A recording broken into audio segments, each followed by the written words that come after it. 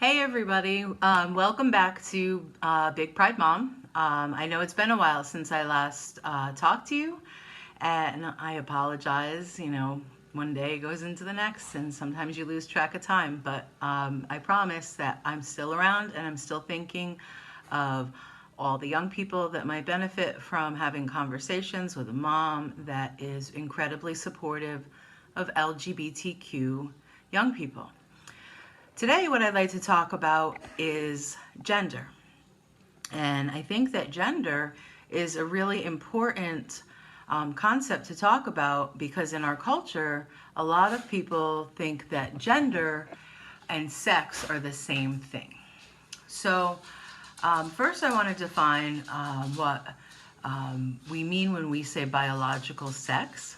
So, biological sex, although we think comes in two categories of male and female, there are a significant number of people that don't fall into either or category.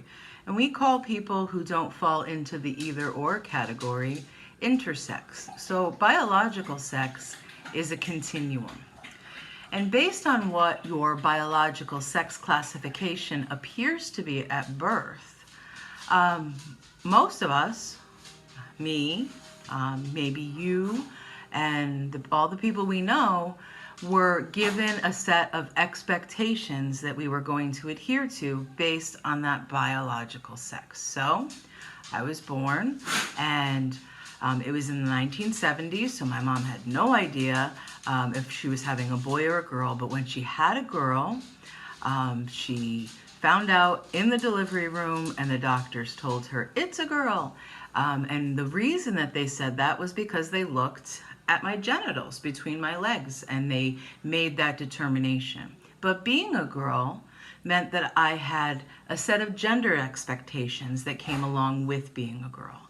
So was I going to be someone who liked the color pink, who wore dresses, who was nurturing and kind, who was soft-spoken, who was a lot of different things that we expect from someone identified as female at birth.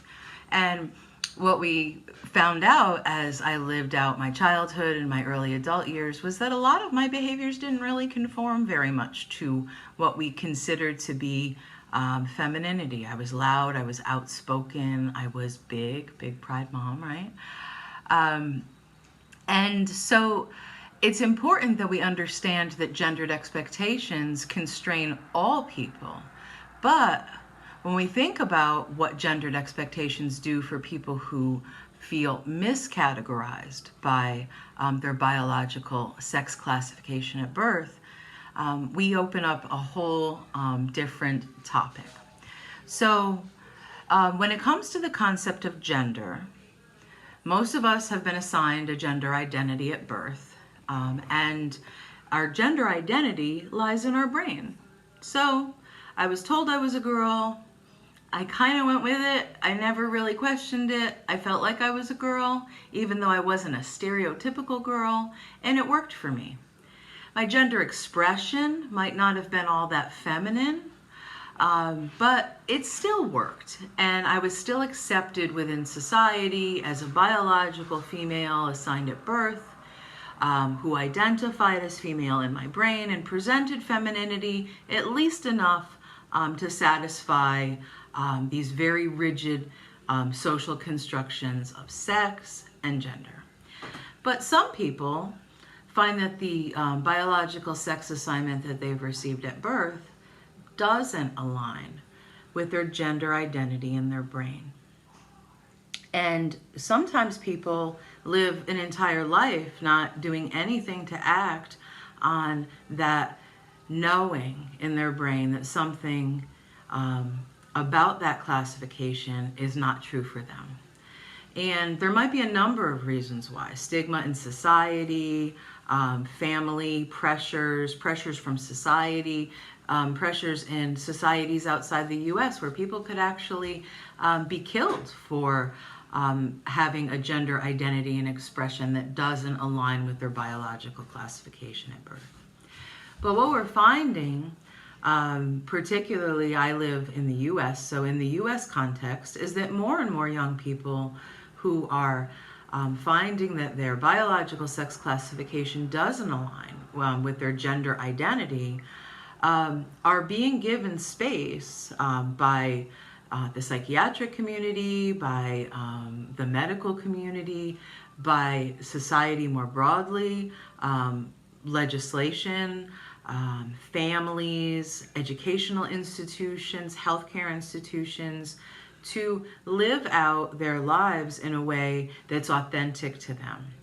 So a person might be assigned male at birth, but identify as female in their brain. That's gender identity. And gender expression would be being able to enact what that means to them, what being female means to them. That doesn't necessarily mean that you have to go out and grow your hair out and wear a face full of makeup and buy dresses, because your gender expression is authentic to you. Now, I'm talking in binaries, but this is a problem, right? Because just like we found out that biological sex is not an either or category, neither is gender. So while some people might identify as male and some people might identify as female, there's a whole category of people that don't identify as male or female. So we might call these folks gender fluid, we might call them gender nonconforming, we might call them non-binary. What we do call them is what they call themselves. So that's really important. When someone tells you what their gender identity is, we want to make sure that that's the terminology that we use to refer to them in conversations with them, but also in conversations with others when we're referring to them. So I'll give you an example. If I have a friend and my friend tells me that they are non-binary and that they use, instead of he pronouns or she pronouns, they use they them pronouns, then I use those pronouns when I talk about my non-binary friend. And if someone and I are talking about my friend and the person misgenders my friend, maybe they refer to them as the gender that correlated with their sex assignment at birth, and they call my friend he. My response to that is not to jump all over them and make them feel bad, but to rather just say they, to reinforce the pronoun of that the person uses, and to keep it moving. And in doing that, I am affirming the person's identity and expression even when they aren't around. So I know that these are really, for many of us, they're new concepts. They can be very complicated concepts. But the more that we learn about them and the more that we use them, the more that we get comfortable with terminology, and the more that we get comfortable with human diversity, biological diversity, and socially constructed diversity, the better off that we will all be, because we are all incredibly beautiful, different, diverse people with lots to share with the world. So that's about all I'm going to share for today, but I thank you for tuning in. I'm really happy to have you here, and I'll be back again real soon. Bye now.